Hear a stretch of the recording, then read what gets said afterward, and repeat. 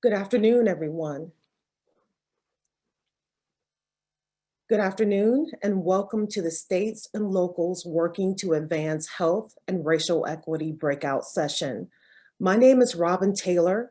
I am the Health Equity Consultant for the National Association of Chronic Disease Directors. It is a pleasure to be with you today. As we know, when the COVID-19 pandemic swept through this country, the stark reality of racial health disparities was amplified as racial and ethnic minorities and the poor were hit with the hardest, and some response efforts have simply failed to engage these communities. Racism has been a stain on the soul of America for generations. Racism has permeated communities of color, adversely impacting the health and quality of lives of Black Americans and others across socioeconomic lines. The individual and collective call to action for advancing racial equity at all levels in public health begins with equipping public health professionals with anti-racist strategies and practices. This session will focus on examples of resources and tangible ideas at the state and local levels. Racial equity tools must be designed to integrate explicit consideration of racial equity in decisions, including policies, practices, programs, and budgets. It is both a product and a process. Use of a racial equity tool can help to develop strategies and actions that reduce racial inequities and improve health for all groups. The presenters in this session will describe tools and strategies to initiate, maintain, and sustain racial equity efforts within health departments. We hope this session will be informative and motivational to all.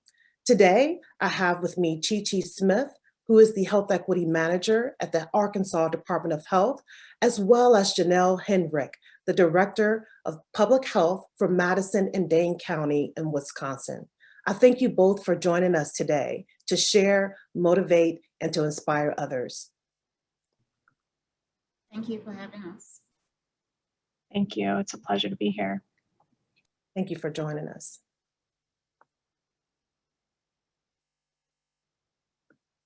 So as you all can see here, we have a few announcements for you. Today's session will be in listen-only mode.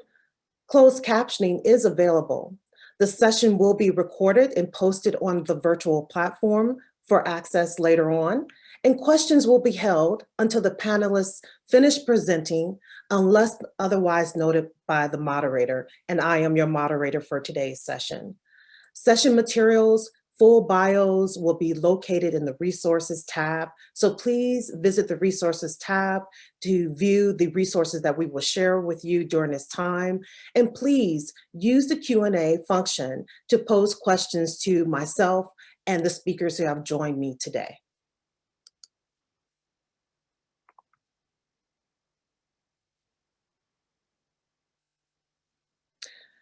So today we're going to start with a presentation from the National Association of Chronic Disease Directors with myself and Chi Smith from Arkansas joining me as well. So we're going to go right into our presentation.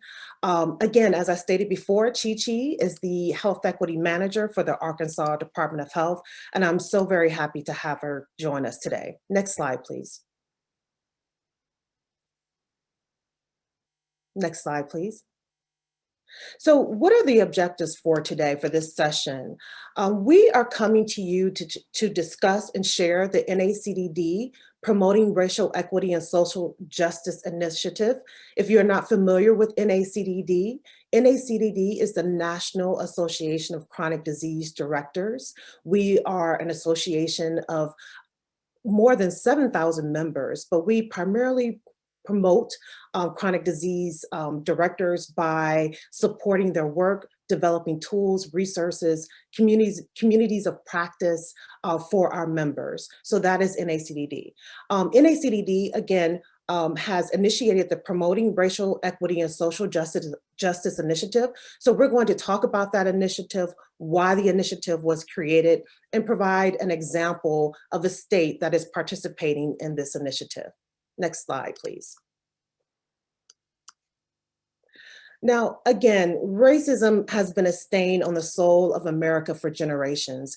It has permeated communities of color, adversely impacting the health of Black Americans and others across socioeconomic lines. The last year has left us all exhausted and some also in despair. Despair from either the impact of the pandemic to the social unrest due to the social inequities in this country that leaves some dead too soon. We have witnessed a potential moment of significant change with the recent decisions it made in Minnesota. But there is still so much work to be done to eradicate the generational impact of racism and systems and structures in our nation. But this work takes the collective action of public health and our partners. It takes you and me. And I believe that we can do it. I have some hope, but realize there is still work to be done in order to make sure all people have the opportunity to reach their full potential.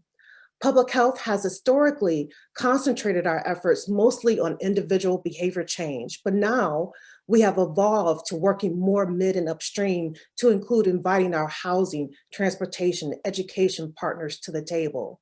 But many times we have asked, how does public health address upstream factors? How is this our work? But my question is, how is this not our work?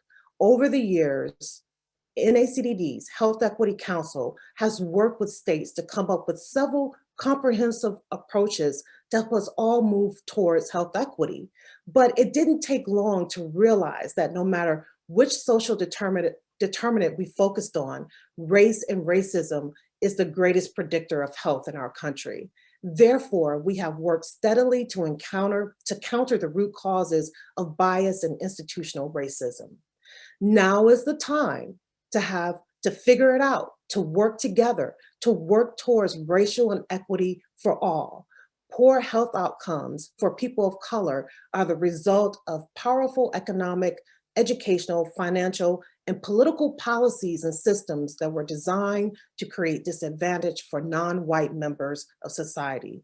We cannot ignore these facts, but we must work together to create and implement strategies to promote racial and health equity. So just as Dr. King stated many years ago, we are now faced with the fact that tomorrow is today. We are confronted with the fierce urgency of now in this unfolding conundrum of life and history that there is such a thing as being too late.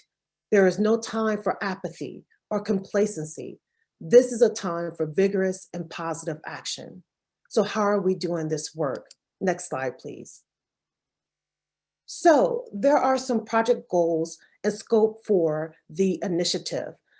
For the Promoting Racial Justice and Social Equity Initiative from NACDD, we have given 7 states an opportunity to engage one of 3 products, NACDD products.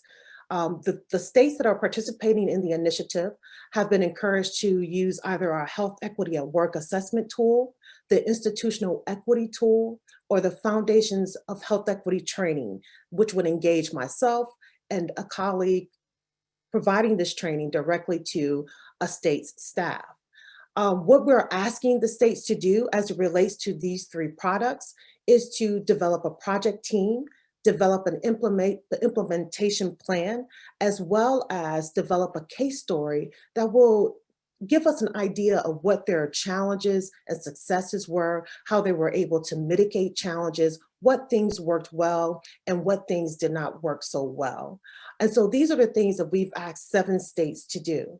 Next slide, please. Who are these states? We have 7 participating states. We have Arkansas, Florida, Massachusetts, Minnesota, Mississippi, North Dakota, and Virginia.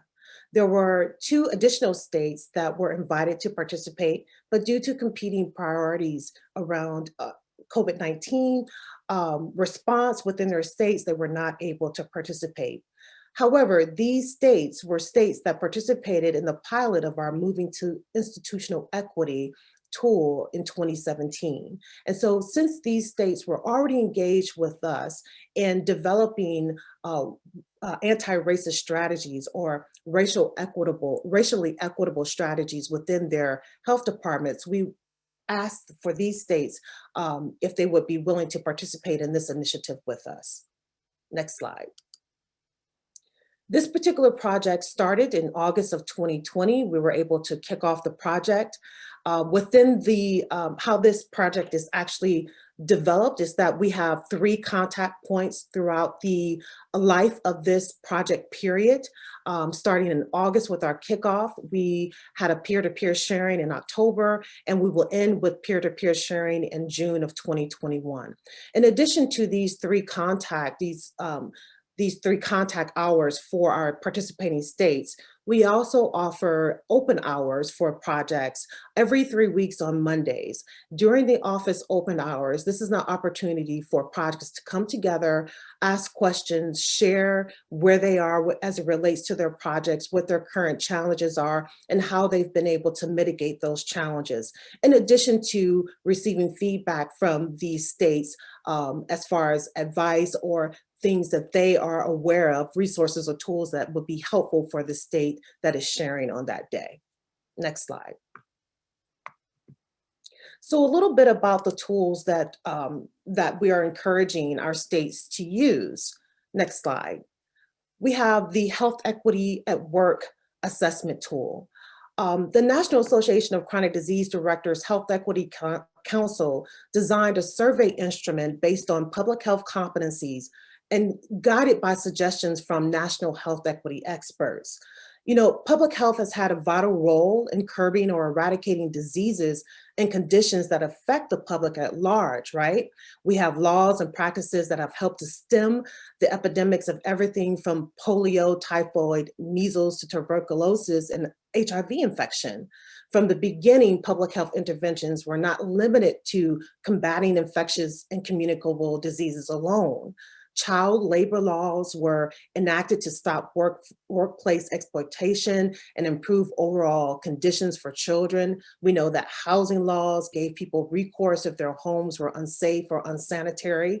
We have laws that minimize exposure to secondhand smoke. Well, the foundation of public health is to provide equal opportunities for people to live healthy lives. Therefore, public health practitioners must understand our history of responding to broadly defined needs of the public. We must not limit ourselves to providing only programs focused specifically on diseases or conditions and their risk factors.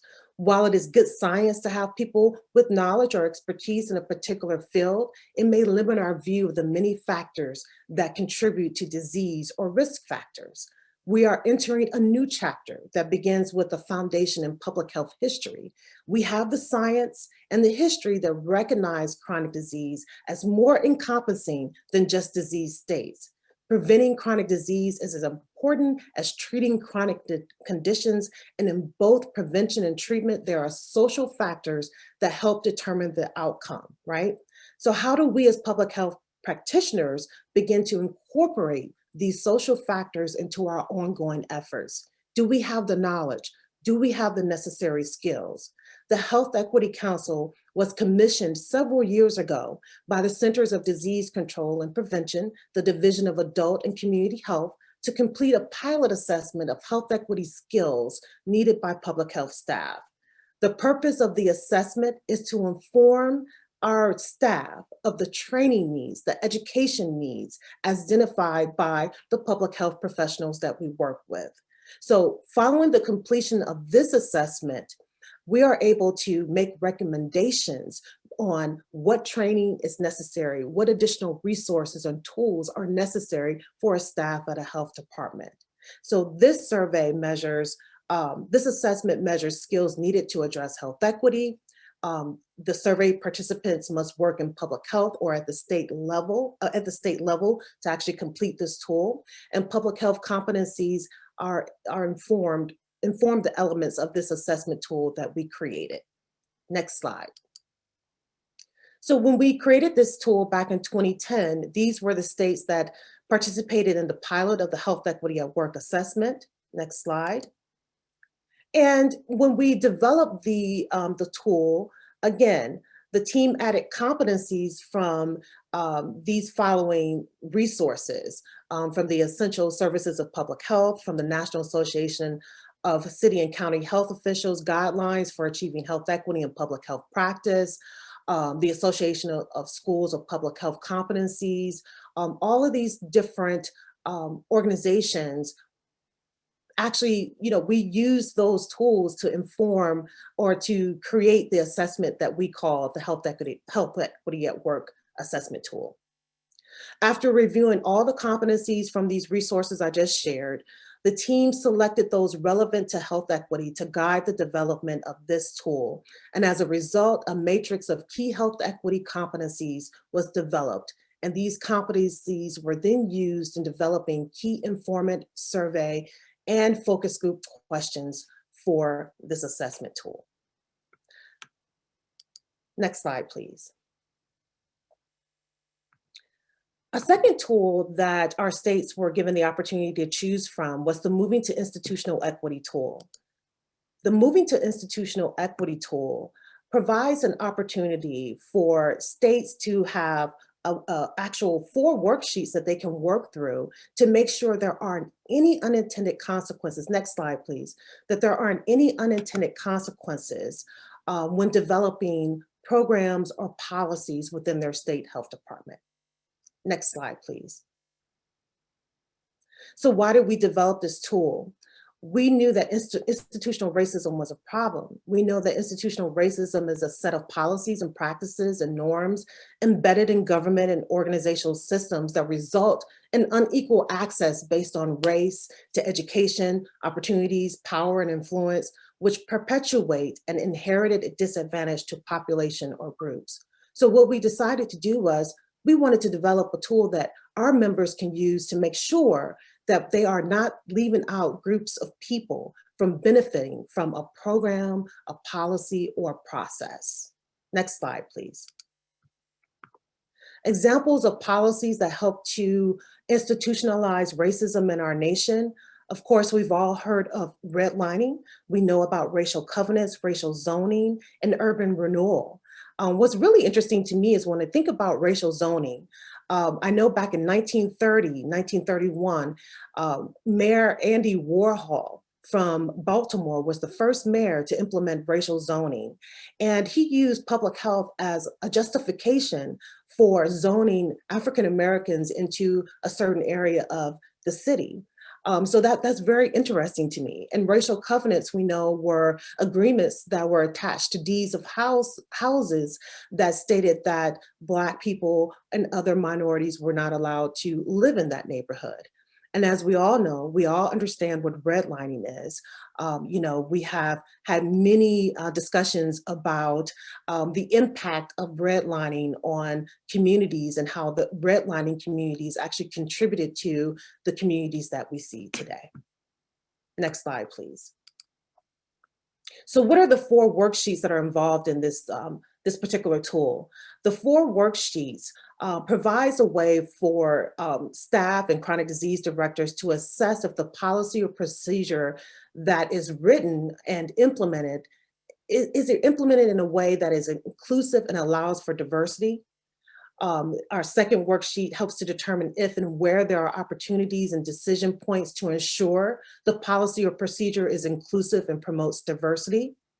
The third worksheet identifies action steps to modify the policy or procedure and to implement new steps to ensure diversity and inclusion, while the last sheet in this tool allows for vetting the plan of policy with an equity cross-check. Next slide. Some things that we've learned from using this particular tool, the Moving to Institutional Equity tool, is that the worksheets can be used individually or interchangeably. We were able to make some updates based on the pilot of the tool to reverse columns in our worksheet B. We have provided additional examples or working to provide additional examples of how participants can use this tool. We have also acknowledged that in doing this work, that this is an ongoing and complex process, that this work does not stop in looking at policies and procedures and programs from an equitable lens. and that we are interested in moving towards creating an online portal of worksheets and additional resources for our members. Next slide, please. So we also learned some things from our states as well in implementing the Moving to Institutional Equity tool. And that is that there are some concrete steps to consider in this work in moving towards equity and promoting health and racial equity within our health departments. And that is that we have to have buy-in from leadership and bi-directional communication with our leadership during the process. This work cannot be done without our leadership's approval and support of the work. We also learned that it is very helpful and beneficial for a leader that is taking on the mantle to push forward the use of the Moving to Institutional Equity tool or the Health Equity at Work Assessment tool, a work group or committee that works collectively on these processes is critically important. We also recognize that this work takes time, and that in some cases it's very important to work with HR, and that we must use data to inform the decisions that we make as it relates to promoting equity, racial equity, and health equity. The third resource that we provided for our states participating in this initiative was the opportunity to receive our Foundations of Health Equity, Creating a Culture of Health training for all. Next slide, please. The objectives of this training is to define terms and concepts associated with health equity and social determinants of health, identify how social determinants of health impact health outcomes. We also talk about how to apply a health equity lens to decision-making and getting into decisions about framing and looking at the benefits versus burdens when communicating our needs and our projects and our policies. We also discussed describing the isms and implicit bias and how they affect how people interact with one another and how we produce the products that we produce. And we describe the role that policy plays in reducing disparities and promoting equity.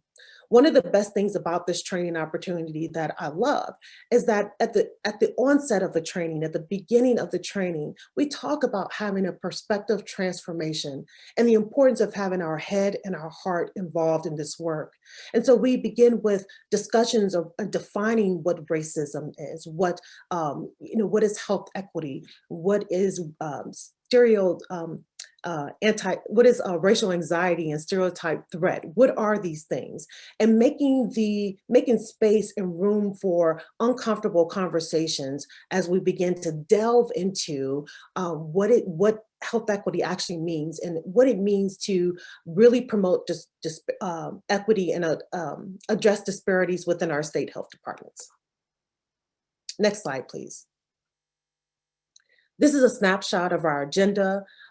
Pre-COVID-19, prior to the pandemic, this was a training that was offered over 2 days at state health departments, where I would travel with my colleague to those state health departments to provide this training. However, the training has been adjusted. We have made the training available for the virtual environment for our states, and we are actually working with 7 states now to actually deliver this training during the spring and summer. So we are continuing to push forward the health equity training that NACDD provides to our state partners. Activities to support the initiative. Again, we have our Racial Equity podcast series for our states that are participating in the Promoting Racial Equity and Social Justice initiative. We also have a general member webinars that have been planned to support the Racial Equity Initiative, as well as open hours for states. And we have developed a case story template, making it easy for the states to capture their stories to share with other states on their racial equity journey. And now I'm going to turn it over to Chi to provide an example of one of the states that are participating in our initiative and to provide an overview of what they are doing in the state of Arkansas. Chi. Thank you, Robyn. Hello again, it's nice to be here. My name is Chi Smith and I am the Health Equity Manager here at the Arkansas Department of Health. At the Office of Health Equity, our mission is to provide leadership support and advocacy for efforts aimed at promoting equitable practices within the health department and reducing disparities in the state as a whole. Next slide, please.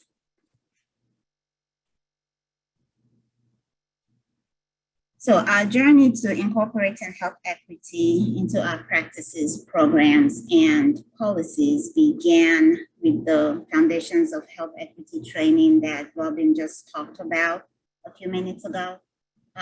We had the training, it was a 2-day training that was held here at the health department in July of 2019. And it was attended by members of the executive leadership team and all of the senior management team. From that training, the group decided to create the Health Equity Action Team, also known as the HEAT. And the HEAT had 2 main goals: to ensure employees constantly apply a health equity lens to all programs, practices, and policies, and to identify barriers within the agency that would negatively impact our ability to effectively promote health equity. Next slide, please. So we started recruiting employees for the team after the foundation's training, and there were 23 people who signed up to join the team initially, and members represented every level of the department staff, from front office staff to field staff and to senior management and executive leadership. We held the first HEAT meeting on March 11, 2020, which also happened to be the first day our state got its first COVID-19 case. And at that meeting, the members decided to adopt these priority areas you see on your screen. And I also want to give a shout out to Minnesota Department of Health for making this a little easier for us, because when we were doing our research, we came across the priority areas that they were working on, and the HEAT decided to just adopt these priority areas. So thank you, MDH. That's very helpful. Next slide, please. So we surveyed the HEAT members and asked them to rank each priority by level of importance and how they wanted to address each area. And this was to help determine where we start first. And the top 3, as seen on your screen, were building capacity, systems change, and health equity communications. Next slide, please. So COVID-19 really hindered a lot of our work, because a lot of us members of the HEAT were reassigned to COVID, but we tried to find time while we were doing COVID activities to meet and talk about some of those priority areas.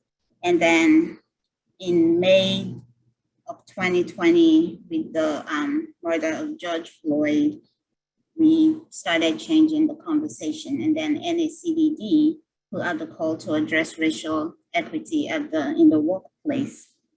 And we decided to select the Health Equity at Work Toolkit, which Robyn talked about earlier as well. We chose this toolkit because we felt it would be inclusive of all employees at every level.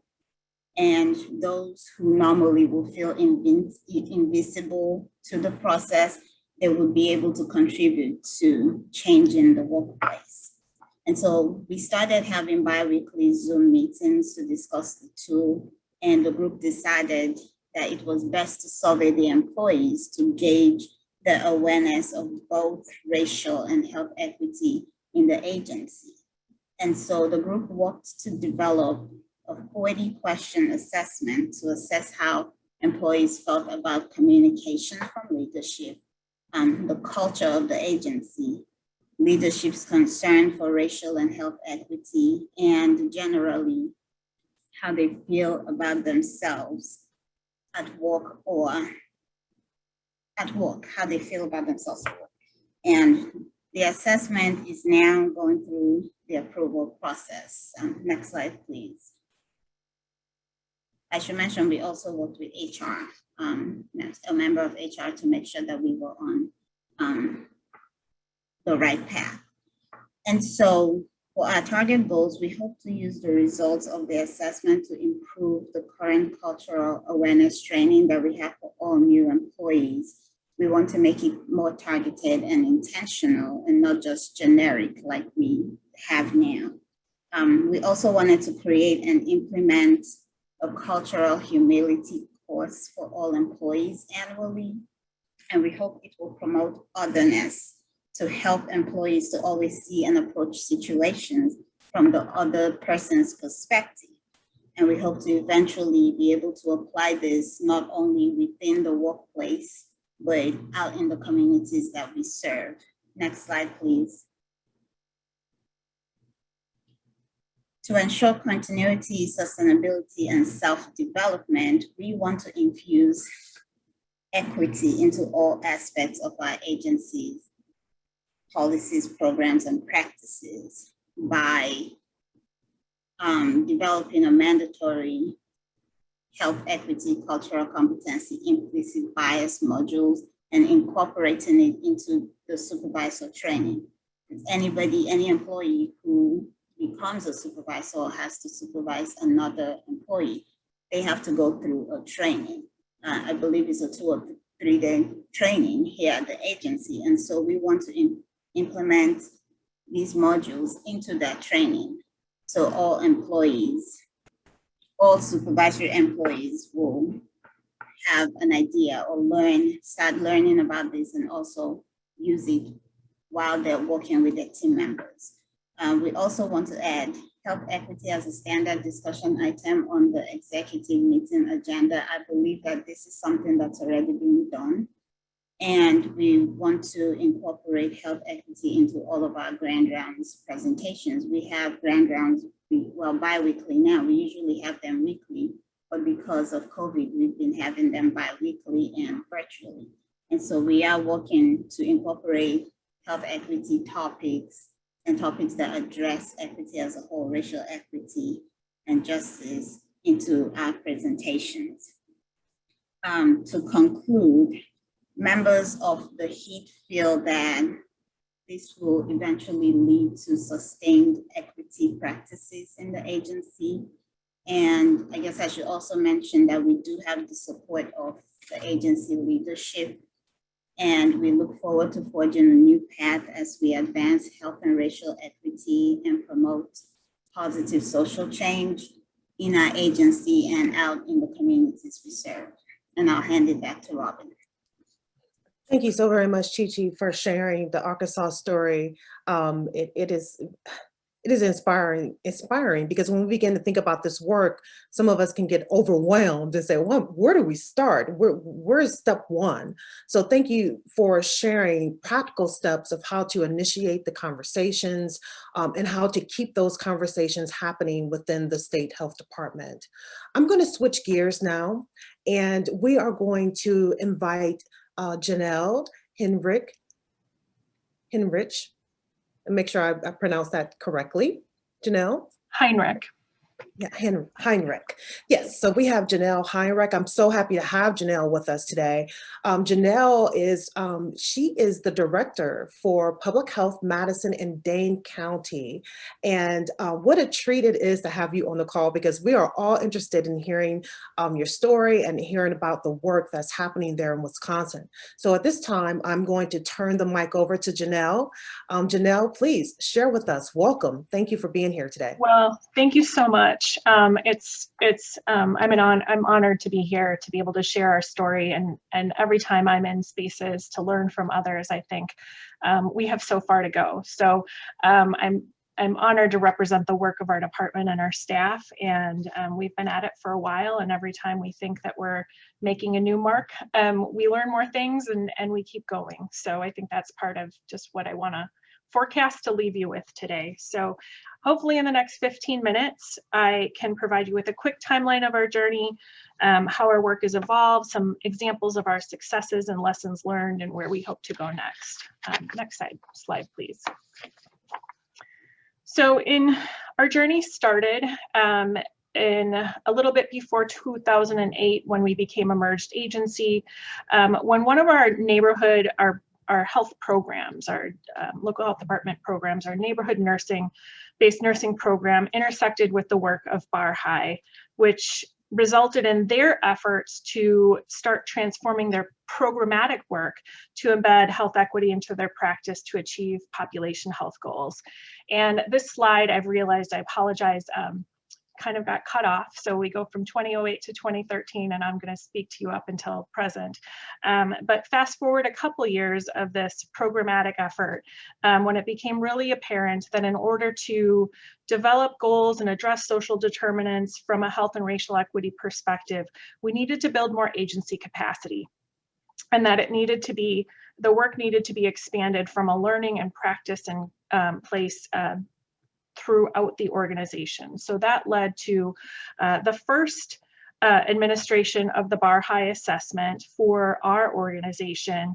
And that was in about 2011, 2012, which was intended to identify the skills, organizational practices, and infrastructure that we needed to address health and racial equity. So we conducted that assessment in 2011, 2012, which provided that data to support the actions that have set us on our journey ever since then. And really confirmed what we had assumed a smaller group of us, but helped build that understanding by the use of data across the organization that we needed to embed it into the entire organization. And it helped create buy-in by being able to do that assessment, bring that assessment back to the organization, and then start creating the next steps around learning and practice. It also led to the creation of 2 new positions in our department, our health and racial equity coordinators.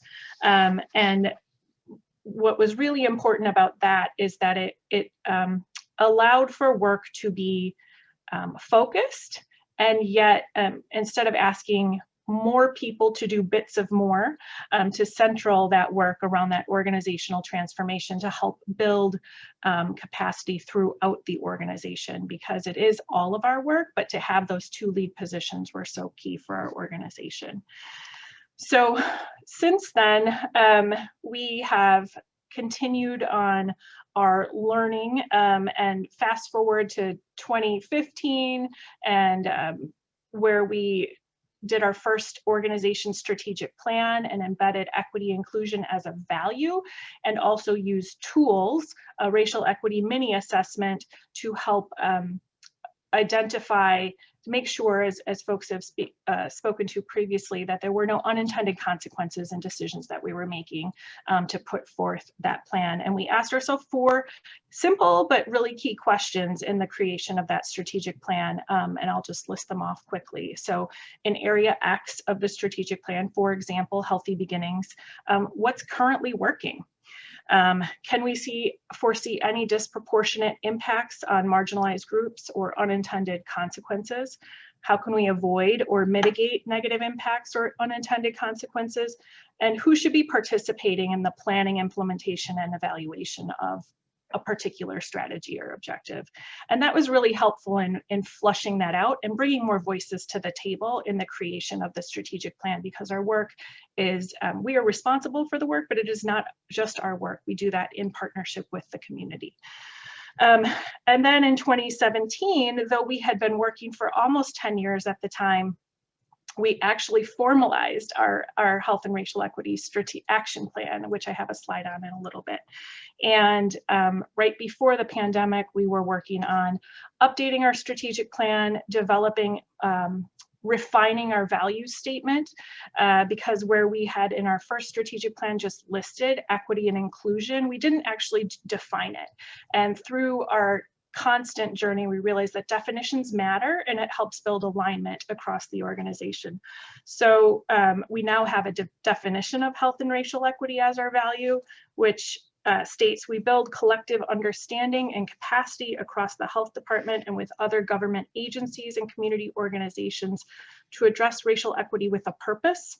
And we recognize that health outcomes are largely the product of inequitable social, economic, and environmental systems over time. So though the past year we haven't had the opportunity due to COVID to continue the work in the way that we had up until the pandemic started. We have been embedding what we have learned into our COVID response, and I'll give a couple examples of that in a few minutes. Next slide, please. So with the addition, that was a quick summary, but just to dig into a few bits of meat around this. So with the addition of our health and racial equity coordinators, we were able to move to a more strategic and systematic approach, as I said. And we started that by reaching out to others who are already on this journey and trying to learn from them. What frameworks, what tools, what trainings, just about anything, because we knew we would probably at the time have to start creating things, but we didn't want to have to create anything. So it's so great to see. I wish that the tool that you all had just presented on was available when we started. It's so important, all the same foundational elements.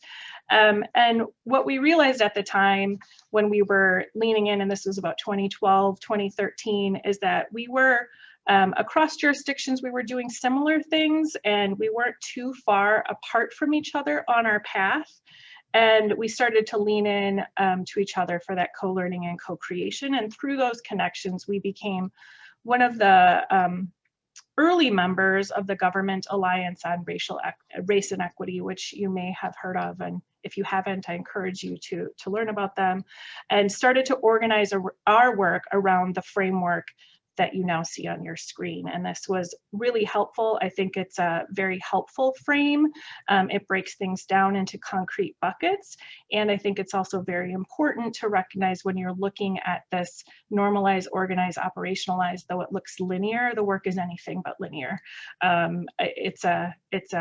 I don't even know what type of analogy to use for that, but all of these things you could do, you should or could do at the same time, and any one thing you choose as a strategy in one of these buckets is going to have an impact on something in a different bucket, and it's that constant journey.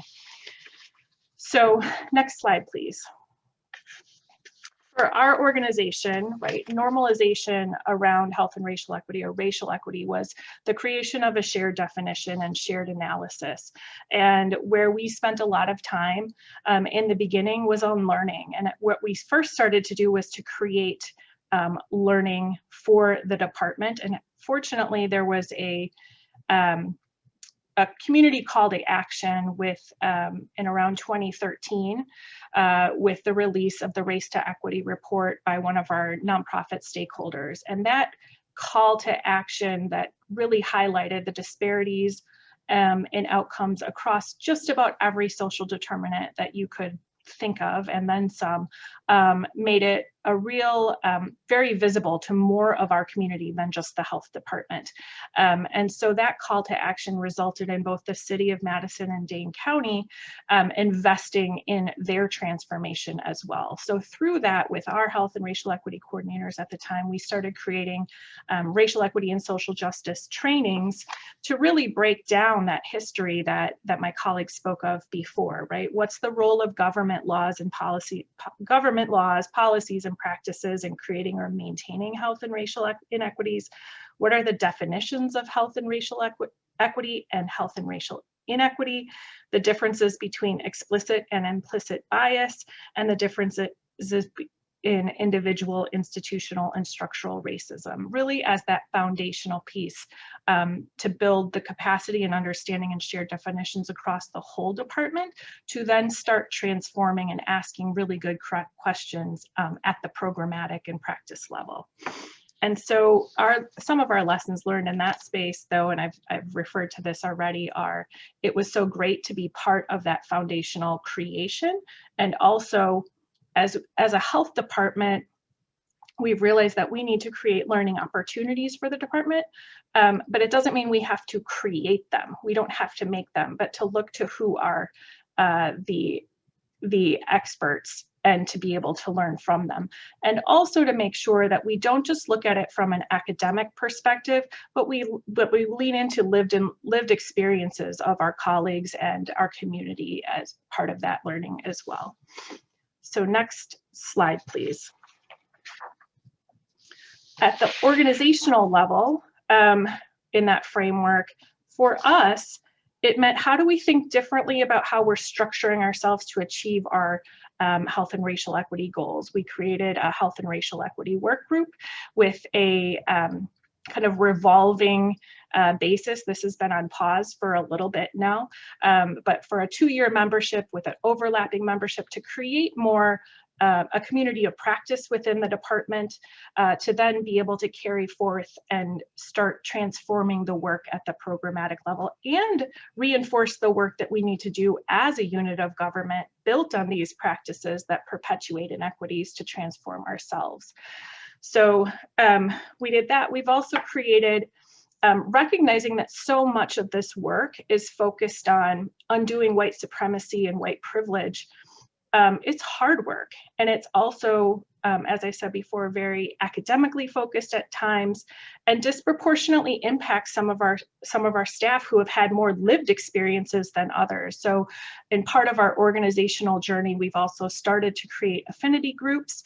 So BIPOC affinity groups to create and allow that to be the space that it needs to be for our staff to then help come back and inform different elements of our journey moving forward. So, excuse me, next slide, please.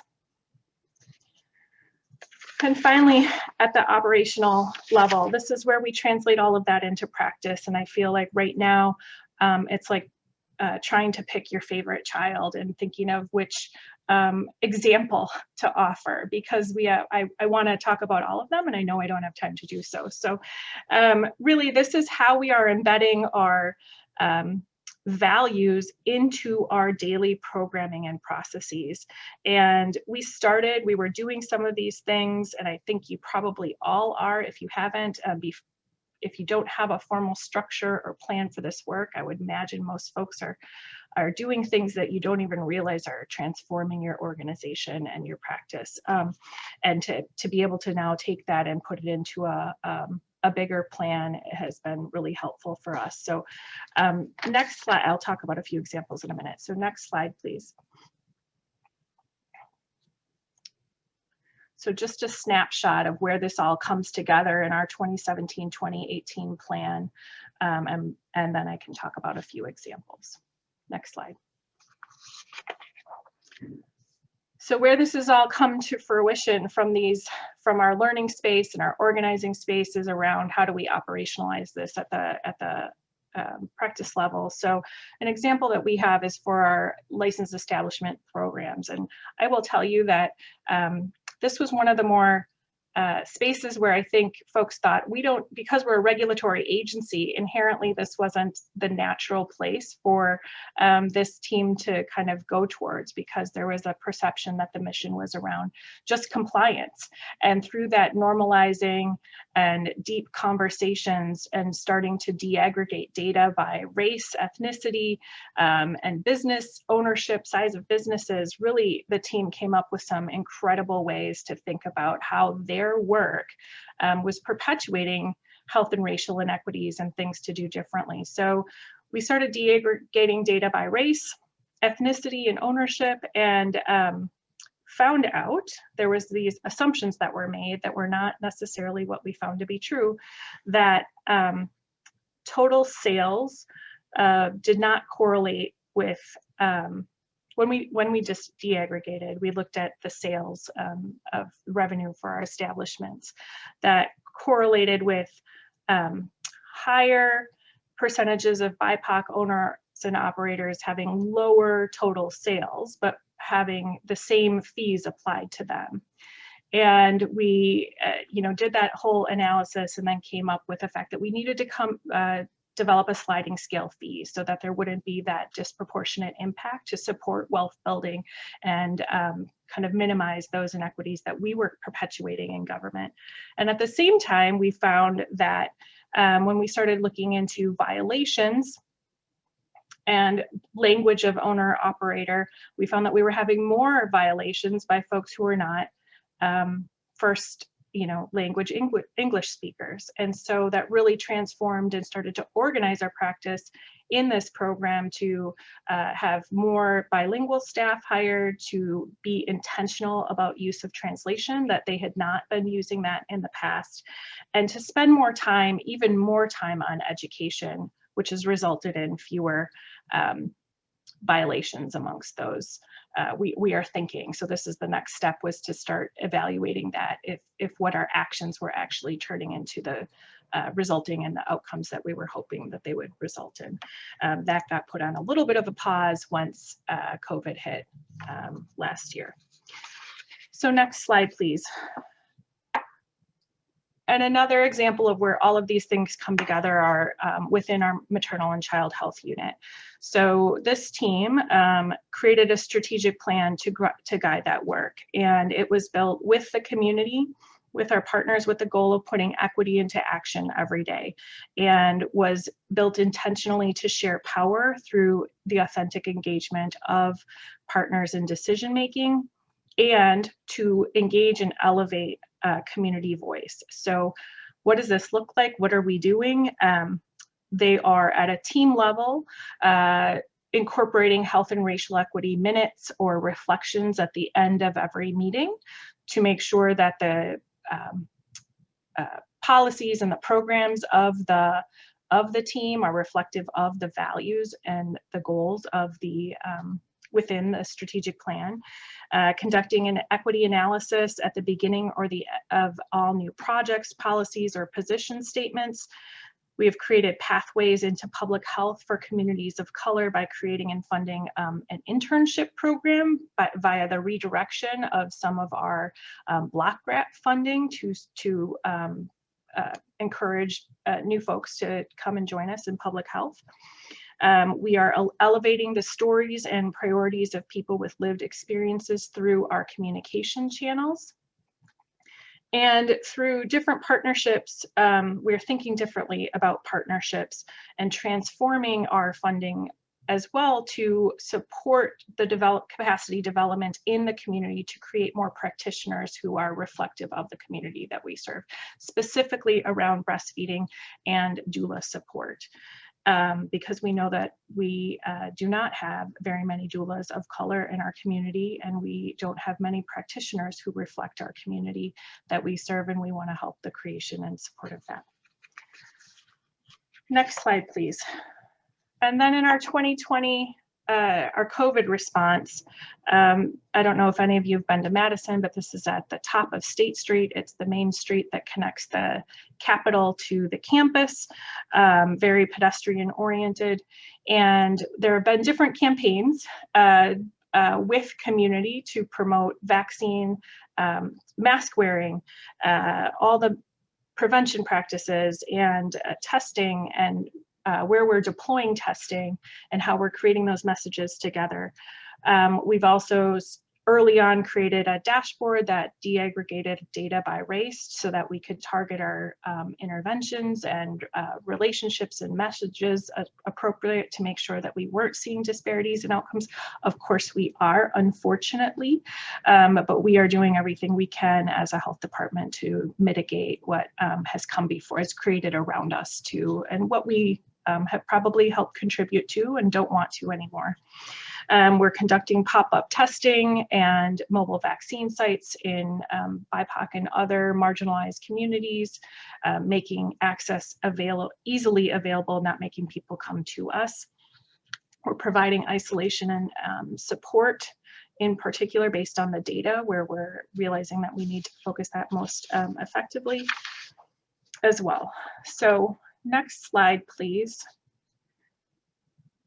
I tried to paint what our process and our journey in a linear fashion, but really it looks like this. It is far, not quite as, it's definitely not as linear. It's intersectional and it's messy work. This is a slide that represents some work that we're doing with our local YWCA, and really is meant to reflect the need to dig deep, make relationships, co-create, have your leadership lean in, and yeah, this is fine. And not be afraid of being stuck in any one spot. So for us, what's next? We are working to assure how do we know if we have success? I think that we need to put equity into our performance management system from both a process and an outcome place. We are working to create more opportunities for peer support and practice. And there are so many places where we have identified a lot of work that we need to lean into that range from hiring and to creating more opportunities for working in affinity and healing spaces in the department, because this is very, very hard work. Mm-hmm. So next slide.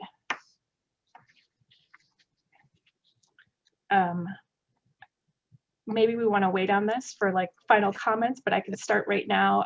My advice is to just start and to start with urgency, but also don't be afraid of failing. And there is no perfect in this work. To lean in as leaders, become learners, to the extent that you can co-create across your organization, and to work to really embrace humility and imperfection across this, because as I've said and others have said, the work is urgent, it is now, and it is very, very hard. So, but it is very powerful and rewarding when we can contribute to that as a health department. So. Thank you, Janelle. Thank you, Chi-Chi, for sharing.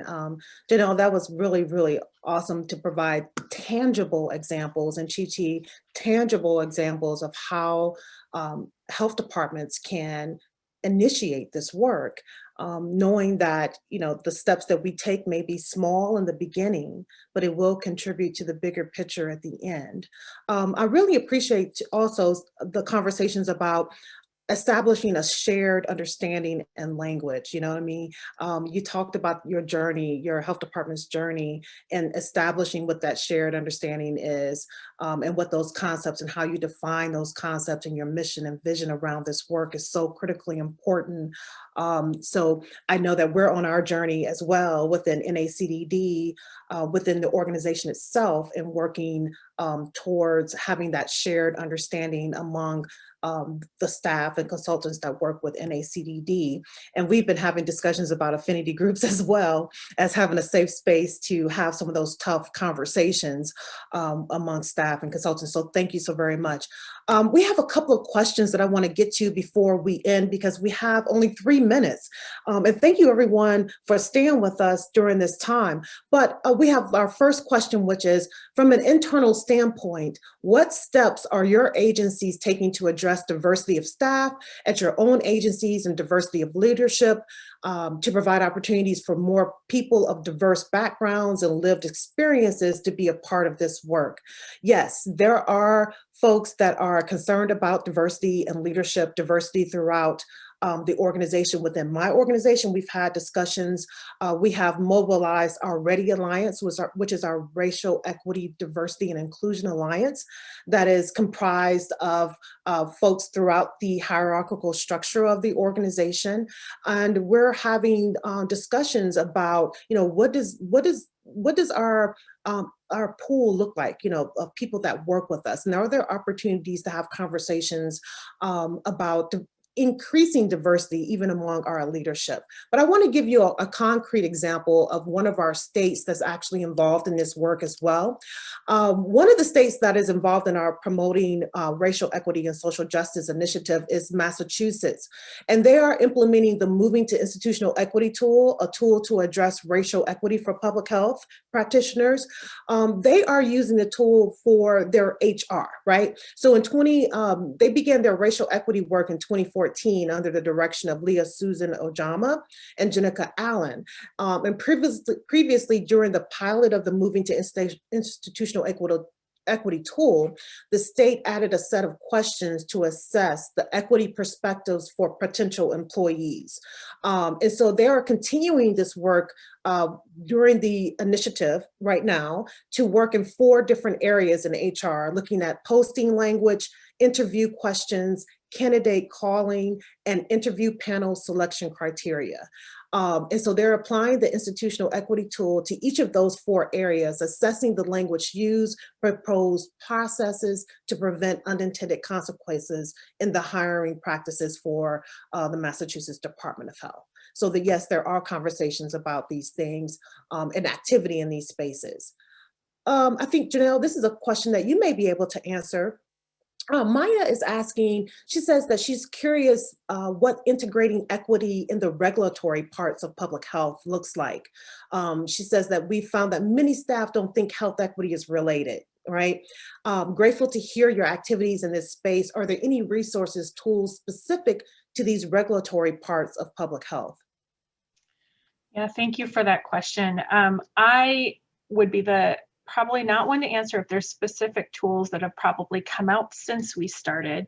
I would agree that this was the team that we had perhaps the real and perceived most resistance with, for the same reasons in the question, and where we were focused on making sure that there were folks from that unit participating in the normalizing place and space around learning.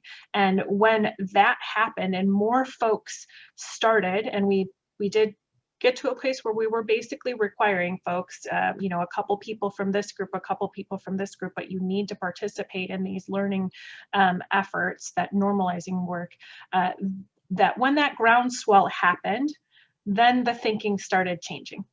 And it became clear, and then they started asking different questions. And so we had also started to embed those 4 questions that I mentioned around our strategic plan into, we have a rapid racial equity tool that we use, and to think about how to incorporate, that team started thinking about how to incorporate it there. So I can share some more of the resources that we've used in the future. Yeah, thank you so much, Janelle. And also there is the Network for Public Health Law has the Evaluating Equity in Public Health Laws and Policies, a critical tool at a critical time.